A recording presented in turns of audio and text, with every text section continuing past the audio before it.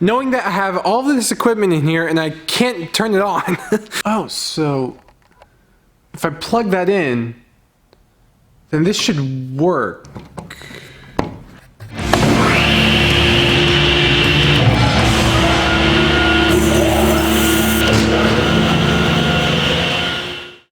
Good morning everyone, and welcome back here into the shop.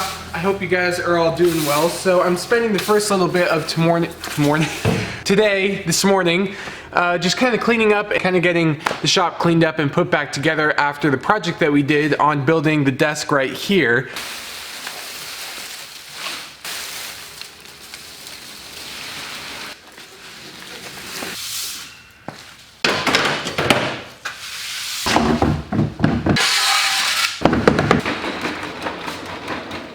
So here at the front of the shop where the door is, I'm actually planning on putting in the dust collector today, and the one issue that is with that is moving all of the plywood for Wallzilla. So there's maybe 20 sheets of plywood there that need to be moved, and I'm probably going to put them over here. And we have our 220 right here, and that'll be for the dust collector. So let's start getting all this plywood moved.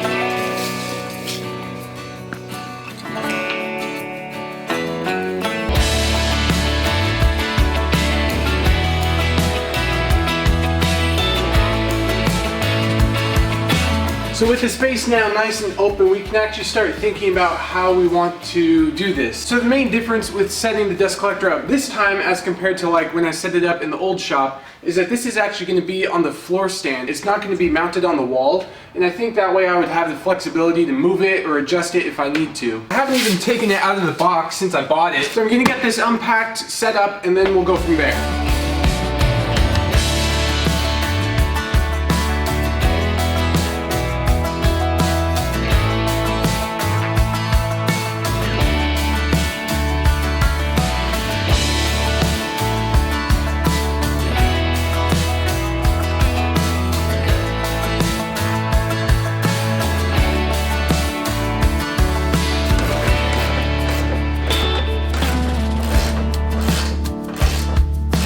So before I put the motor on, which will make this a lot heavier, I'm gonna get this into place, and I think I want it a little bit away from the garage. That way I could still bring the chain up.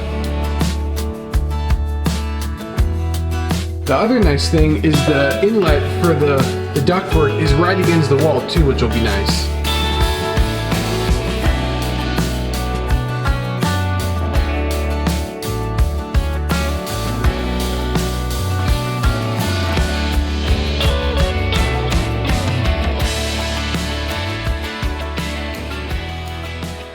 So in an effort to get back on this project as quick as possible, I only ran the dust collection in a temporary stage. I say temporary very loosely because it'll probably stay like this for a little while. So there's 3 runs. The first one goes over to the table saw and the rider table. The second one goes over here to the jointer, and then the third one is an extra long one that currently can go all the way over to the bandsaw, but then this also can just get taken over here and put into the planer like that. So I got the remote right here, and we're gonna fire this up.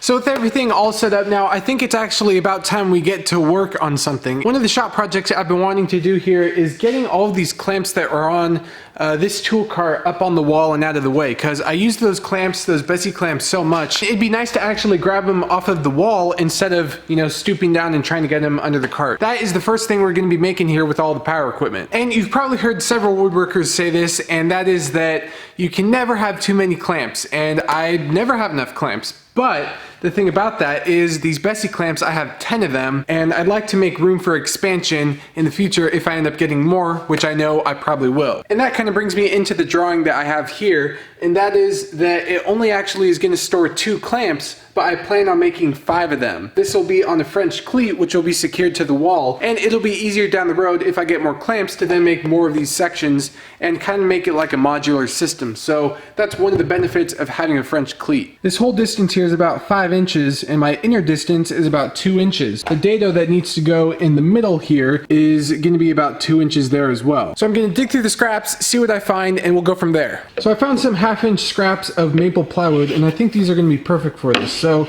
the first thing we're going to be doing is batching out all these parts over on the table saw.